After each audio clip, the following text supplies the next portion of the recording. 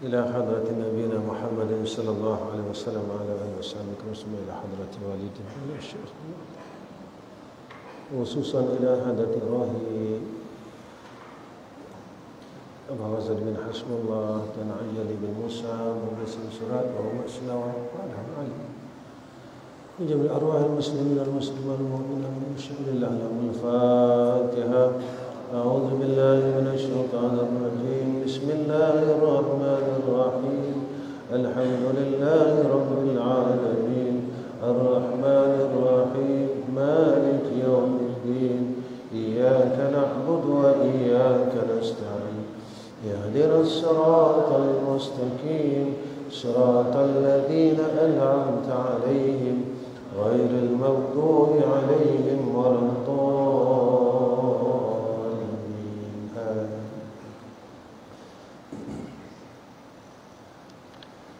السلام عليكم ورحمة الله وبركاته.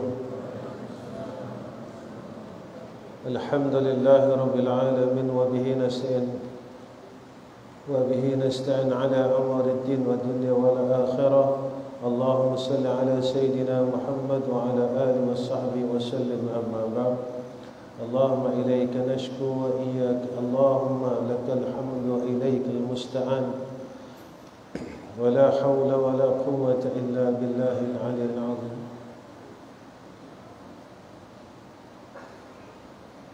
Qala musannif rahimahullahu ta'ala, nasihat yang kedua,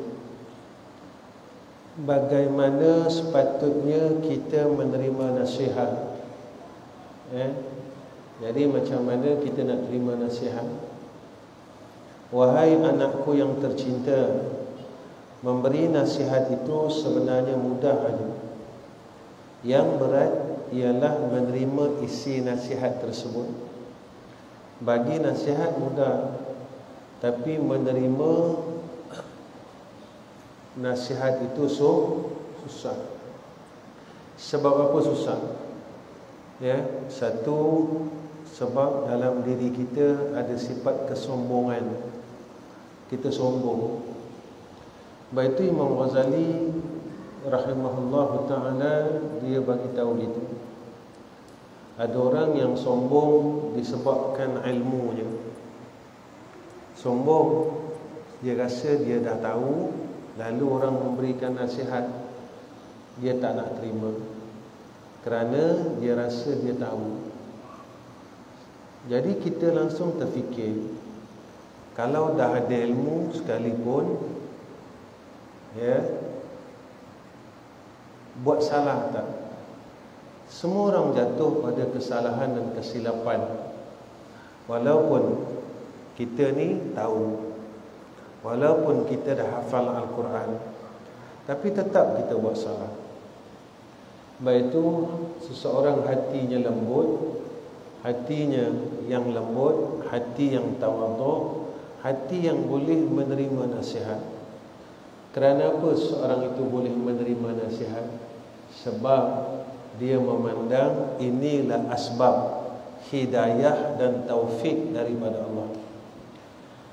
Kerana nasihat ini asbab hidayah dan taufik daripada Allah. Ada orang yang sombong disebabkan dia kaya, lalu dia tak boleh terima nasihat. Kerana kekayaan itu, kata ulama, mewarisi kesombongan. Cuma sedikit, kata ulama, yang akan ditemui orang kaya yang tawaduk, yang rendah diri. Ketiga, iaitu sombong disebabkan tuanya. Sebab itu bila kita dah berumur, kita dah tua, bila orang nasihat kita tak boleh nak terima. Sebab kita rasa kita lebih tua.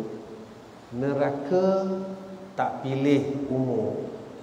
Kalau buat silap, sama ada muda, sama ada tua, salah tetap salah.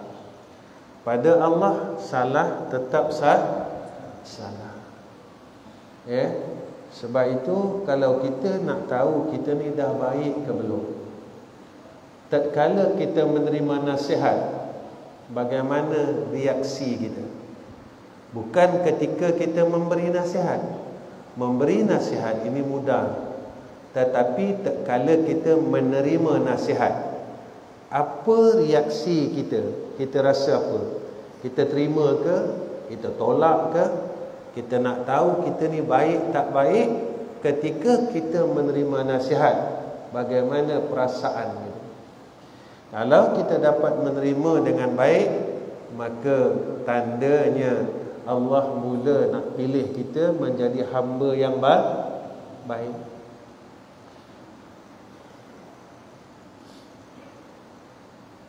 Yang berat adalah menerima isi nasihat tersebut, kerana setiap nasihat itu dirasakan tersangat pahit bagi sesiapa yang selalu mengikuti kehendak nafsu.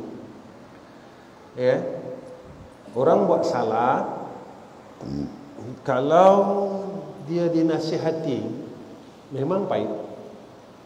Lagi-lagi orang yang nafsunya tak selesai, ya, dia ikut kehendak nafsu, yakni manittaba'a hawahu, dia ikut, ya. Jadi apa kesannya? Orang yang tak boleh nak terima nasihat ni, apa kesan? Kesan dia iaitu hati dia jadi keras. Qaswatul qalb. Ya, hati dia jadi keras. Dan akibat hati jadi keras ni, ya, terhalang daripada rahmat Allah. Itu jangan sekali-kali kita, ya, menolak akan nasihat, ya, seseorang yang memberi nasihat kepada kita. Nafsu sangat mencintai perkara yang dilarang. Benda jahat, benda tak elok, nafsu memang suka. Bila kita dengar benda jahat, benda tak elok, selalu kita dengar, kita akan fikir tak semayang ni jahat. Betul jahat, yang tu dah jahat. Tapi seseorang yang semayang tetapi akhlak dia jahat pun jahat. Bukan sekadar semayang saja, akhlak kena baik. Dengan orang tua hormat, dengan budak-budak kena sayang. Kemudian kita rasa baik. Abi bagi contoh macam ni, saya sayang budak-budak, tapi saya pilih aja budak-budak yang saya sayang, pun tak baik. Yang ni saya sayang, yang ni saya tak sayang, pun tak baik. Ya, sebab Nabi tak ajar macam tu. Nabi suruh sayang semua orang yang di bawah kita, bukan pilih-pilih sayang. Ya, kita rasa kita dah buat baik. Dalam buat baik itu pun kita buat jahat. Ya. Apatah lagi bagi orang yang mencari ilmu yang rasmi. Maksudnya mencari ilmu supaya dapat jadi pegawai atau mendapat suatu gelaran rasmi. Jaga ni, ya. Ini nafsu yang dilarang. Orang yang ikut hawa nafsu, dia belajar supaya besok diangkat tempat dia, ya. Boleh jadi orang hebat, orang kenal, boleh jadi, ya, senang. Kalau ikut dalam kitab Bidayatul Imam Al-Ghazali rahimahullahu ta'ala, siapa-siapa yang menuntut ilmu kerana dunia, hukumnya haram. Ya.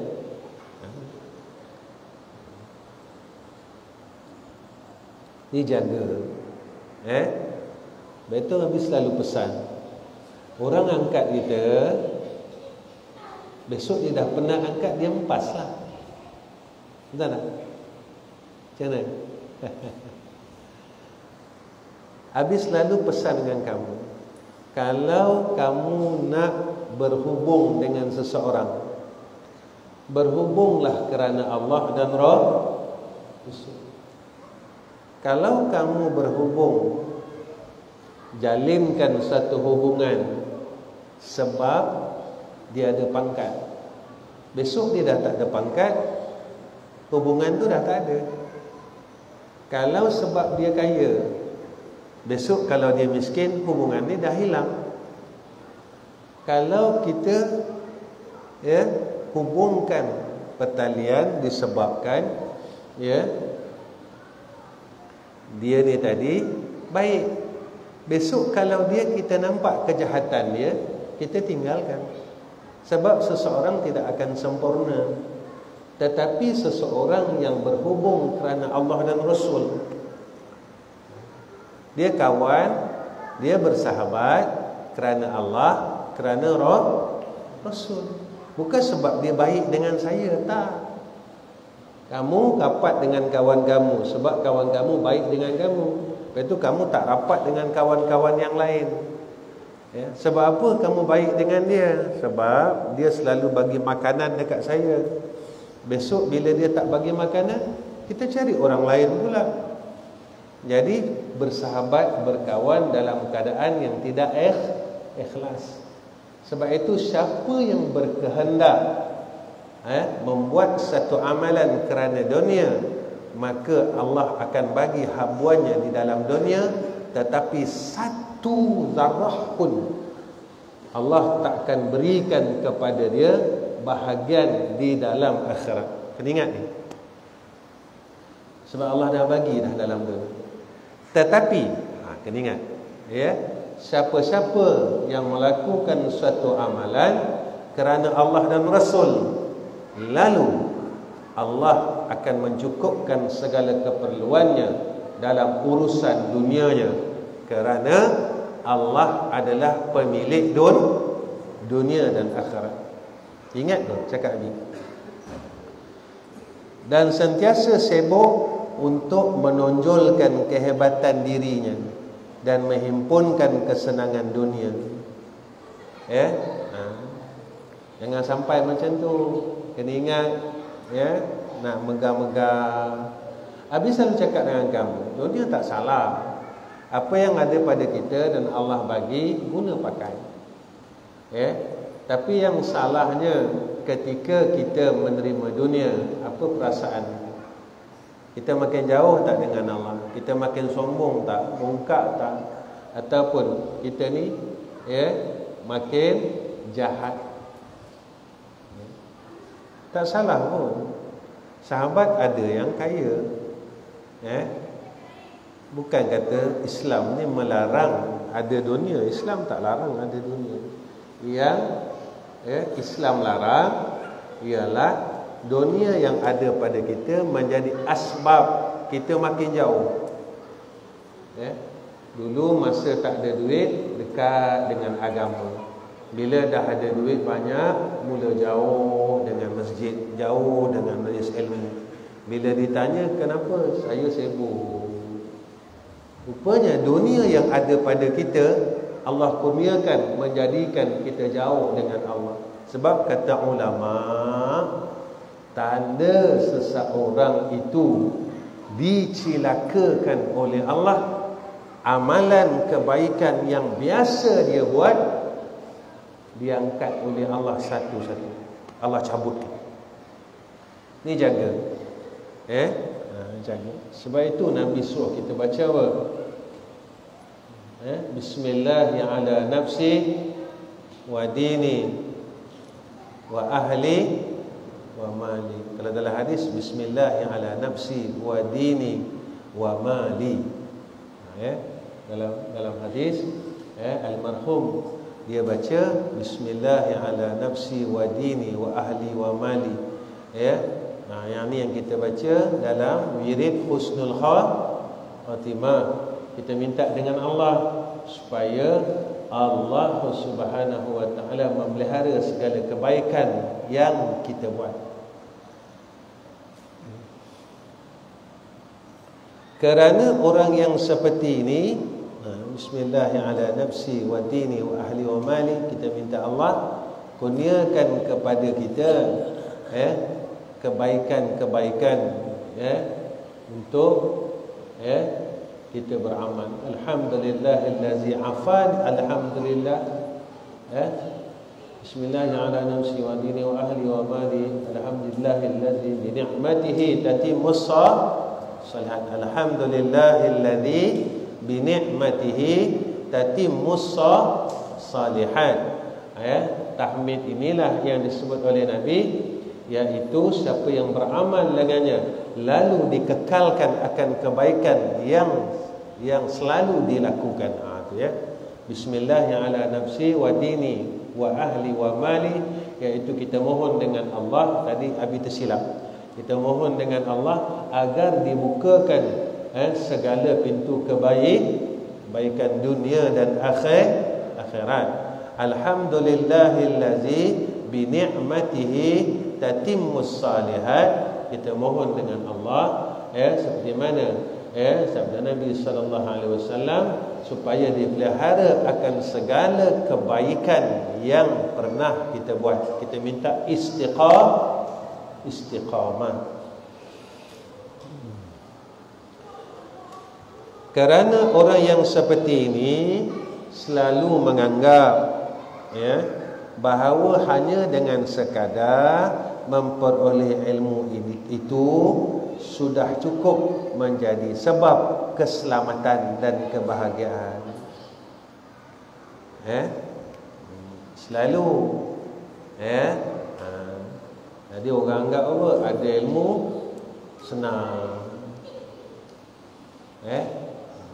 Yang ni yang selalu Wabi dengar. Besok kalau hafal Quran senang, jadi imam masjid, hidup dia senang. Salah macam tu. Kalau kita cari ilmu kerana menuntut keduniaan, salah. Dan ia tidak perlu beramal dengan ilmu yang dipelajarinya itu.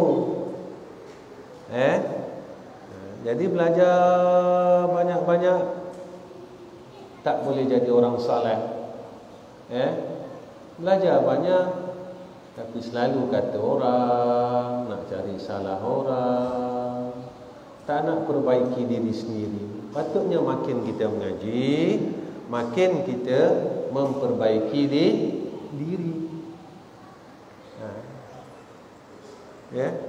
Sebab itu kita cuba fikir, umur kita kan makin naik, kita makin baik ke makin jahat? Kalau umur kita makin naik, kita makin jahat, kita dalam kemurkaan Allah. Tapi kalau umur kita makin naik, kita makin baik, kita dalam keberkatan. Sebab Nabi cakap macam tu, bertambah umur, tambah kebaikan, tandanya umur tu berberkat. Jangan tambah umur tambah jahat, tambah buruk sangka dengan orang, patutnya tambah baik. Macam kita orang berzikir, kita zikir banyak, tapi tambah zikir tambah jahat, macam mana? Tambah zikir tambah kita buat maksiat. Jadi yang salahnya zikir ke yang salah orang zikir? Orang yang zikir tu tak salah. Itu makin semayang makin baik. Orang yang seperti ini seperti mana? Cari ilmu untuk keduniaan, cari ilmu banyak-banyak supaya besok hidupnya senang. Telah terpengaruh dengan i'tiqad dan aliran pemikiran ahlu falsafah. Maka ada dobit kaki kat situ, ada nota kaki bawah yang disebut oleh penterjemah ahli falsafah kat sini, iaitu pemikiran sekular. Sekular ni apa? Pemikiran sekular, otak dia, akal dia semua fikir dunia. Buat apa pun dia akan fikir dunia. Buat apa pun semua fikir harta je. Dia tak pernah fikir agama. Lepas itu sehingga ulama dia sebut macam ni. Orang mukmin, orang mukmin dia gunakan harta dia pertahankan agama. Orang munafik, dan orang munafik dia menggunakan agama mempertahankan harta. Sebab apa? Sebab ni lah pemikiran sekular. Macam mana nak cari harta, bukan macam mana nak bina agama.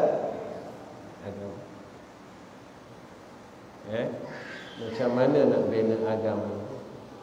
Itu kita sebenarnya kita duduk dalam madrasah ini supaya kita jadi orang baik. Betul, habis selalu cakap agama, bukan nak jadi alim. Tahu yang ada pada kita boleh menjadi asbab kita mendapat hidayah dan taufik Allah. Itu guru habis selalu cakap. Ilmu ni, kita kalau duduk dalam majlis ilmu, ini pesan guru Habib. Habib masih ingat sekarang. Dia kata, kamu kalau duduk dalam majlis ilmu, bawa bodoh, jangan bawa pandai. Duduk dalam majlis ilmu, bawa bodoh, jangan bawa pandai. Kalau kamu bawa pandai dalam majlis ilmu, kamu tak dapat ilmu. Jadi kamu duduk dalam majlis ilmu, kamu bawa bodoh. Dia pesan macam tu. Antaranya guru Abi lah, kalau bercakap Abi kena faham betul-betul. Itulah salah seorang guru. Orang kalau guru, kita dengar guru kita, dia pesan apa? Kalau duduk dalam majlis ilmu, bawa pen dengan buku, betul tak? Dia tak. Kalau duduk dalam majlis ilmu, bawa bodoh, dia kata. Kalau kamu ada pen, kamu ada buku, tapi kamu tak bawa sifat bodoh, kamu tak dapat ilmu. Nescaya kamu akan mencari kesalahan orang yang mengajar. Sebab kamu bawa pandai, itu bawa bodoh. Duduk dalam keadaan. Sebab apa kena bawa bodoh? Sebab sifat bodoh ini adalah hakikat sifat seorang hamba Allah. Lalu yang dia nak sebut apa dia? Duduk dalam majlis ilmu, bawa sifat tawadhu', jangan bawa sifat sombong. Itu seorang murid bila dia menerima akan kalam guru dia, tanya guru sebelum nak takwil kalam guru. Sebab kita tak tahu apa yang dimaksudkan.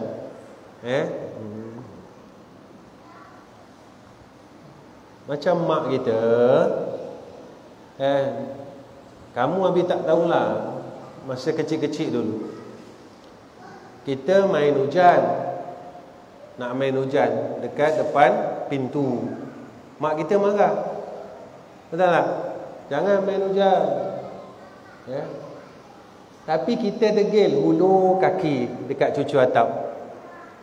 Mak kita marah lagi. Jangan main hujan, nanti kan demam. Kita lawan lagi. Maksudnya kita tak dengar cakap mak. Last kali mak kita kata apa? Pergilah main. Pergi main. Jadi yang tu suruh main ke marah?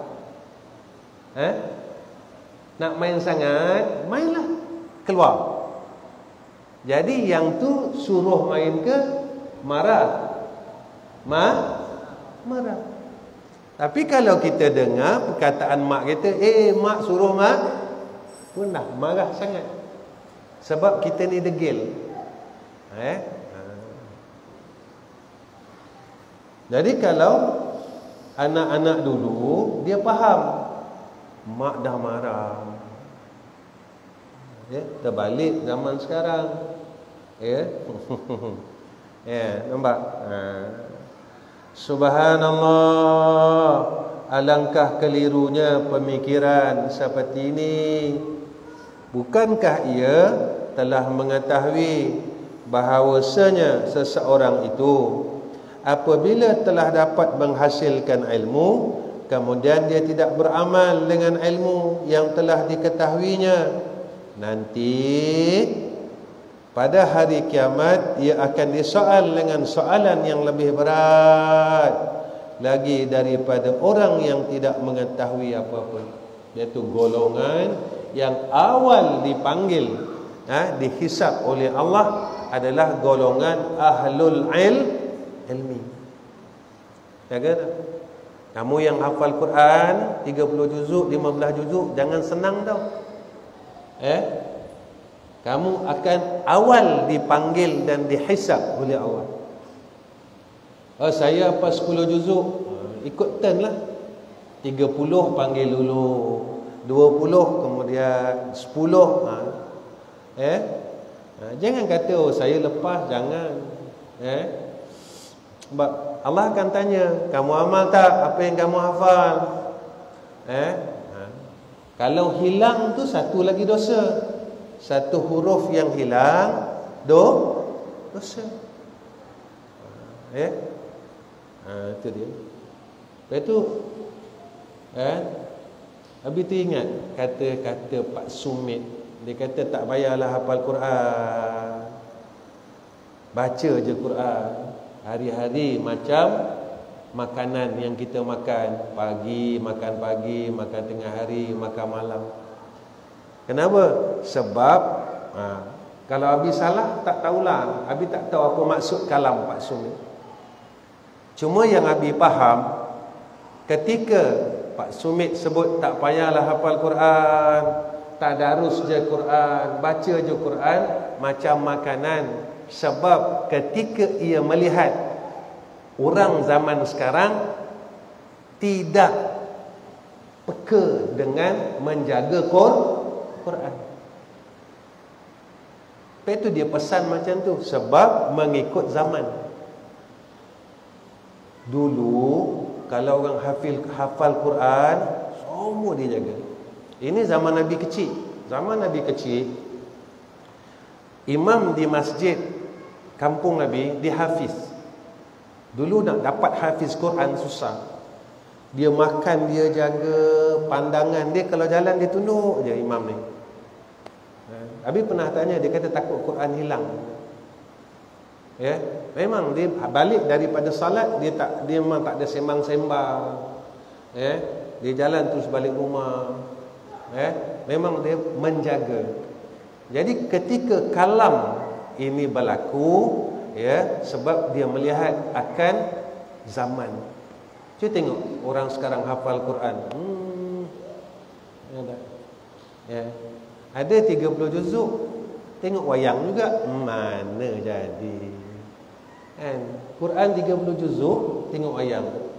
Jadi tak sama, supaya dia tak boleh jaga Al-Quran.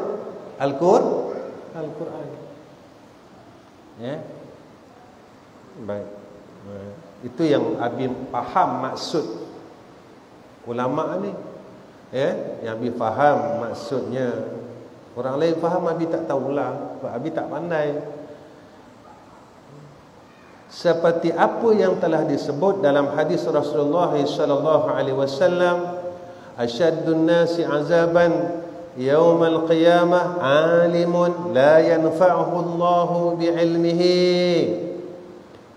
Artinya orang yang paling pedih siksaannya pada hari kiamat nanti ialah seorang alim yang tidak memberi manfaat akan dia oleh Allah dengan ilmu. Dia ada ilmu, tapi dia tak beramal dengan ilmunya, tidak dapat memberi manfaat atas dirinya.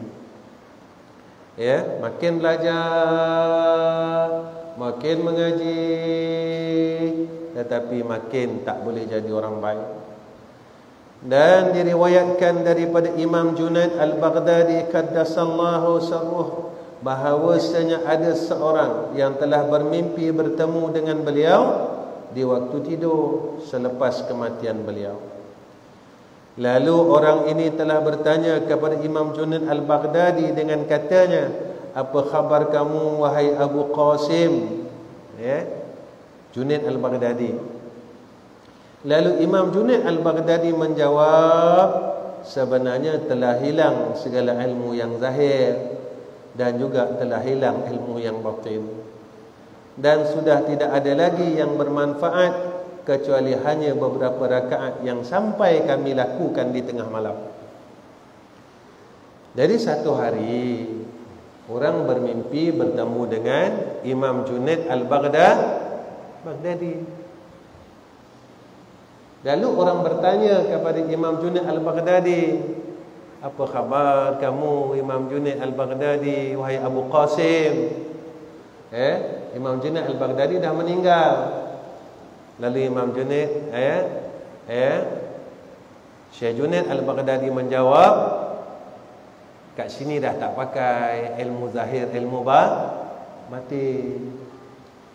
Alam barzakh dia kata ilmu tak pakai dah. Kau pandai macam mana pun tak pakai. Kat sini yang pakainya amal soleh. Jadi apa yang kita dapat daripada kisah orang yang bertemu dengan Imam Junaid Al-Baghdadi ni?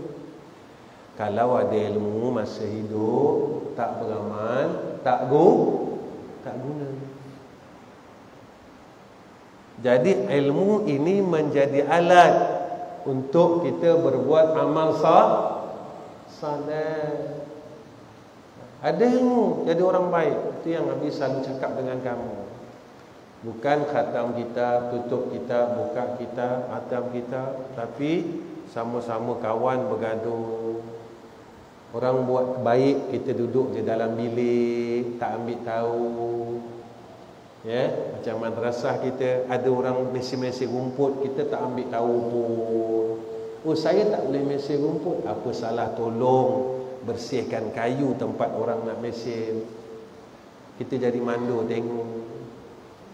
Oh dah bersih. Oh dah bersih. Kita ada ilmu. Ilmunya apa? Buat baik itu satu amal saleh. Ketika orang lain buat baik, kita tak mampu nak tolong. Walhal dalam Quran, ada tak dalam Quran Adam buat baik, ada tak? Ada perintah dalam Quran. Ta'awanu 'alal birri wat taqwa wa la ta'awanu 'alal itsmi wal 'udwan. Kan? Buat baik tu tolong, buat jahat jangan tolong. Besok kalau Allah tanya macam mana? Kau dah hafal Quran, kau tahu buat baik tolong, buat jahat jangan tolong.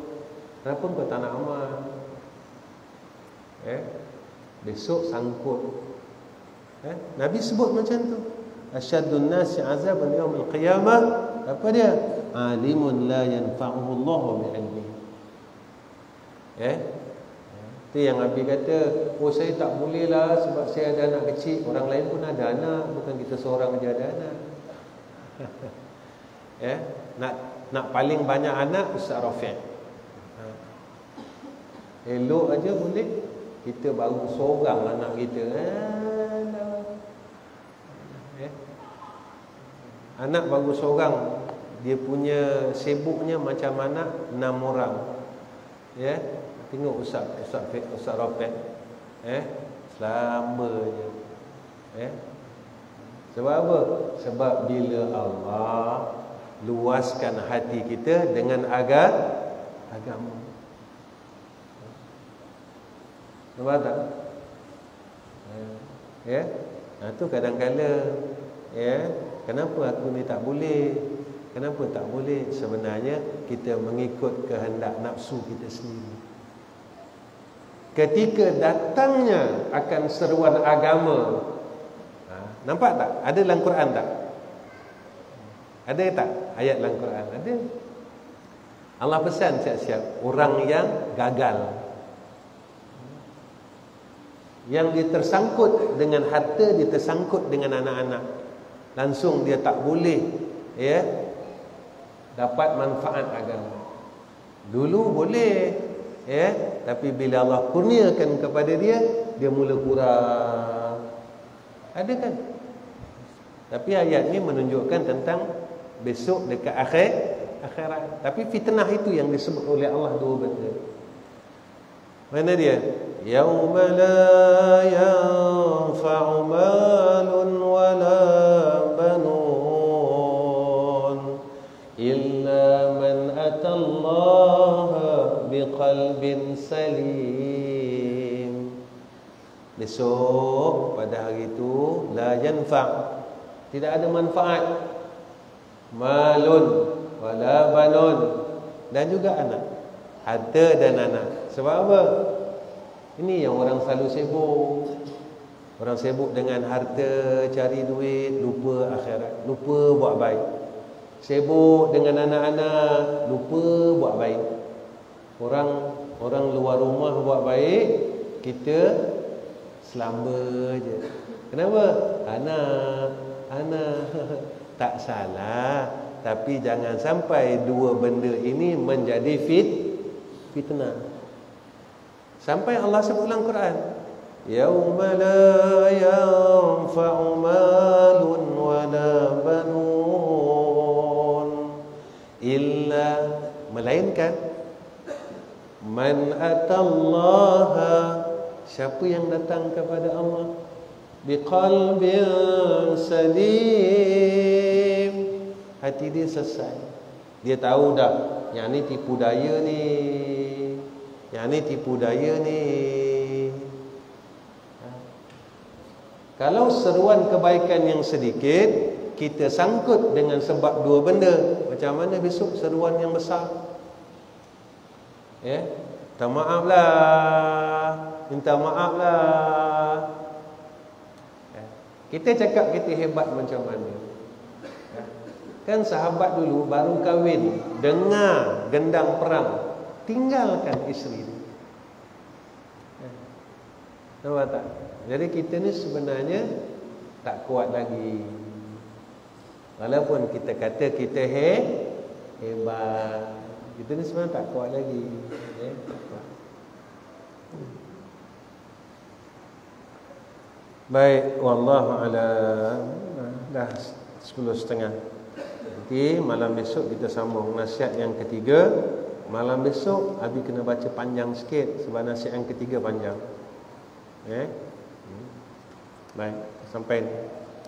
Sebab Abi akan berhenti pada 10:30. Ya Allah a'lam. Jadi Abi pesankan yang terakhir, sama-samalah kita usaha untuk jadi orang saleh. Sama-sama ilmu yang kita dapat walau sikit, kita harap menjadi asbab untuk kita beramal saleh. Dan setiap apa yang Abi cakap dan Abi ajar pada kamu setiap malam, kamu jangan sangka kadang-kadang Umi cakap dengan Abi, kenapa Abi kuliah macam ni malam ni? Abi kata bukan Abi rancang, Abi tak ada rancang. Jadi Abi ikut apa dalam kitab itu, apa yang Abi gerak nak cakap, apa yang Abi terfikir yang sesuai untuk cakap, mengikut apa yang disebut oleh musannif. Jadi jika itu yang kamu dengar, bukan kadang-kala kita sebagai anak, kita selalu cakap Abi kata saya lah tu. Abi macam ni lah tu. Nanti kalau kamu duduk tempat Abi, kamu faham perjalanan ilmu tu macam mana. Satu hari besok Abi meninggal dunia, kamu duduk tempat tu, kamu baru tahu. Kamu baru tahu perjalanannya macam mana. Sebab itu ketika kita dengar Nabi ni tak ada masa nak fikirkan diri ni. Sebab banyak sangat Nabi memikirkan akan umat. Macam itulah. Jadi macam ayah ni, seorang ayah, kenapa dia pagi keluar, balik petang? Macam itulah. 24 jam dia akan fikir hal anak dia. Dia akan fikir hal anak dia. Macam mana nak selesaikan, yang sulung macam mana nak selesaikan. Ini ayah. Ayah macam tu sikap. Bukan katakan dia langsung tak boleh fikir diri dia, fikir keperluan dia, dia buat juga. Tapi banyak masa akalnya itu memikirkan tentang anak-anak. Itu yang Nabi selalu sebut dengan kamu. Jagalah pintu, dua papan pintu yang ada pada kamu. Apa dia? Pintu ibu, pintu syurga. Yang ni lah, yang pintu ibu, pintu ayah. Dua papan pintu. Inilah pintu syurga bagi seorang anak. Jaga betul-betul pintu. Jaga. Apabila kecil hatinya seorang ayah dan seorang ibu, maka tempat anak itu dalam neraka Allah. Tapi ayah ni kena tahu macam mana batas-batas syaraknya. Bukan semua tempat. Seorang anak ini wajib mematuhi akan perintah seorang ayah dan seorang ibu. Kena mengajilah apa batas-batasnya, apa had-hadnya. Baik, wallahu alam. Dan akhir kalam, insya-Allah pada malam 20 Ramadan, 10 akhir Ramadan, kita akan qiyam sampai malam 27. Insya-Allah macam tahun lepas. Boleh? Insya-Allah. Baik. Bismillahirrahmanirrahim. Alhamdulillahirabbil alamin. Allahumma shalli ala sayyidina Muhammad wa ala alihi washabbihi wasallam. Allahumma jammilna bil afiyah was salama wa hatikna bit taqwa wal istiqamah wa aizna min mujibatin nadama innaka sami'ud du'a.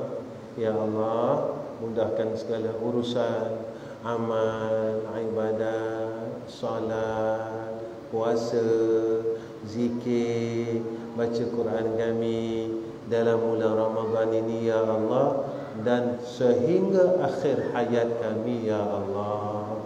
Ya Allah, jadikan kami anak yang saleh, hamba yang saleh, murid yang saleh, ayah yang saleh, jamaah yang saleh, pelajar-pelajar yang saleh, sehingga Engkau sayang kami ya Allah, sehingga Nabi sayang kami ya Allah, sehingga seluruh makhluk dan di bumi juga, di langit juga menyayangi kami ya arhamar rahimin, ya arhamar rahimin, ya arhamar rahimin. Wassallallahu ala sayyidina Muhammad wa ala ali sayyidina Muhammad walhamdulillahi rabbil alamin.